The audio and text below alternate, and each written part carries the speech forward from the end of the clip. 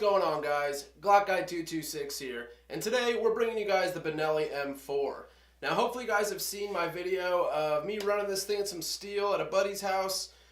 This actually belongs to that same friend that has the range at his house, and he was kind enough to let us borrow it for a little bit of reviewing here on the channel. So this thing, right off the bat, guys, it is a beast, and if you've never had an opportunity to shoot a Benelli M4, I highly recommend taking that opportunity if you ever get one. Now, before we get into it, we'll go ahead and safety check it as always. And as you guys can see, this thing is clear. And just everything about this, this is one of those guns that you first pick it up and you know it is a nice gun. Now, when I bought my Arsenal Sam 7 SF, which is sitting up here, AK, I picked it up, ran the action, and right away I knew it was a nice rifle. Well, this is the exact same case here, guys. I picked it up, ran the bolt on it, and right away, just the feel of it, the weight of it, you could tell this thing is ready to go to war. Now, the Benelli M4 is the standard issue Marine shotgun. It's used all over the world in military applications, some police applications, and this thing is just ready to go to war. Now, this was the first experience I've had with a newer tactical style semi-auto shotgun, and probably the best experience I'll ever have with one at the same time. Now, this thing holds a pretty heavy price tag. I think the cheapest I seen them online, brand new anyways, was a little upwards of $1,700, all the way up to $2,400, $2,500. Now, that also depends on what kind of configuration you get it in. You can get the 3-position buttstock, which I think my buddy's going to do that. This is a decent setup here, but it's pretty ugly at the same time. You know, that 3-position stock just really sets it off, in my opinion.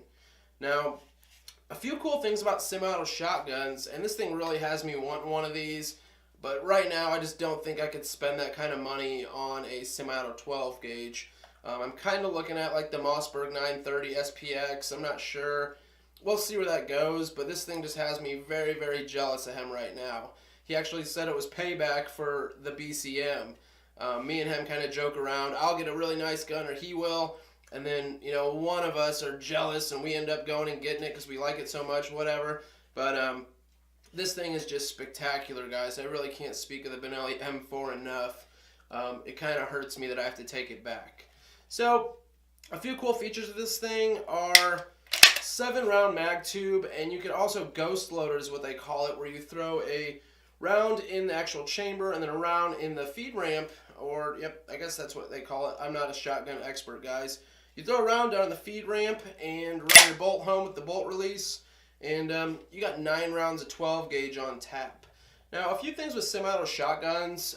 I've heard so many stories about them being fidgety with low-powered rounds, birdshot, and whatnot. We ran quite a bit of birdshot through this the other day just for function testing, and we didn't have any problems whatsoever. These things are supposed to be, you know, like high brass, you know, meaning high brass on the shot shell versus low brass. And this thing ran everything we put through it: slugs, buckshot, low brass powered birdshot. It kept up just fine. Now, a few things with the Benelli M4. It is a piston-driven shotgun, 18.5-inch barrel. These ghost ring sights on here are amazing. I ran these ghost ring sights, or, you know, the M4 in general, and then I shot over to my Mossberg 500, and I was just like, man, this thing seems like a toy compared to that. Now, there's a really big debate that's always out there, pump action shotguns versus semi-auto shotguns. And I actually have my 500 sitting right here. This is my 500. Hopefully you guys have seen some videos on it. I got the Magpul furniture on it, and it's a very nice pump action shotgun. The length of it, I really do like this setup particularly. But people get into the semi-auto versus pump action shotgun dispute all the time. And, you know, they both shine in their own areas. With semi-auto shotguns, you're going to be able to shoot really fast. It's an overall reliable package. You really can't complain with the semi-autos. Some of the only downsides that I do hear, you know, of course, they're fidgety on ammo. But, you know, we ran quite a bit of low-powered rounds through this without a problem. So, you know, it all depends on your personal semi-auto shotgun and the experiences you've had.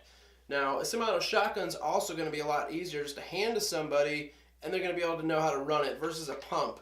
A lot of people know about pump shotguns, obviously, and know how to operate them, but at the same time, it's kind of a lot to take in for a new shooter.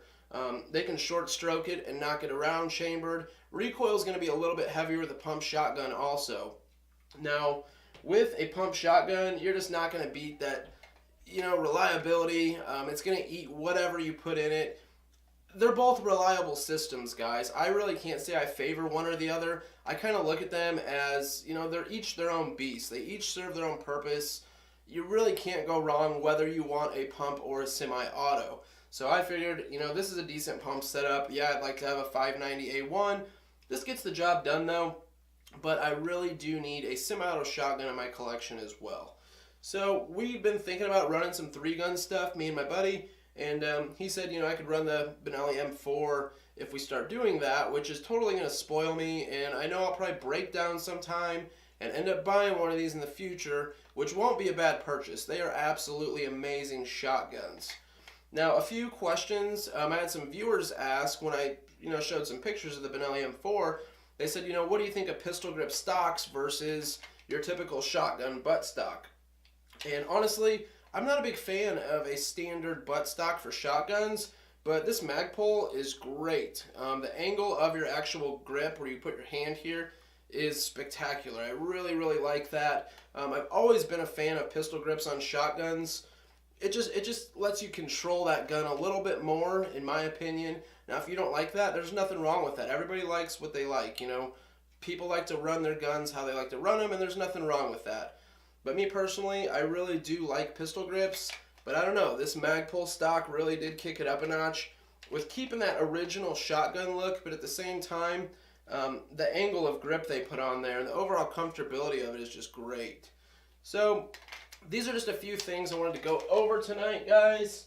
The Benelli M4, you really can't, you know, speak too badly about the Benelli M4, and I don't think you'll ever find somebody that will. Besides the price point, it's not a gun that everybody's going to have. It is a very, very expensive shotgun. You know, you see ARs all the time out there for, you know, roughly around this price, and that's not very uncommon. But for a semi-auto shotgun, or a shotgun in general, you know, without getting into some of the older collector model shotguns, this thing holds a very heavy price tag. But once again, if you want the best of the best, this is definitely where it's at.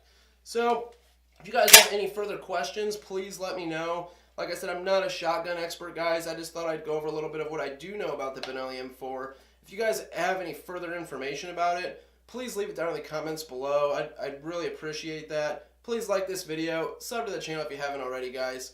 Have a good night.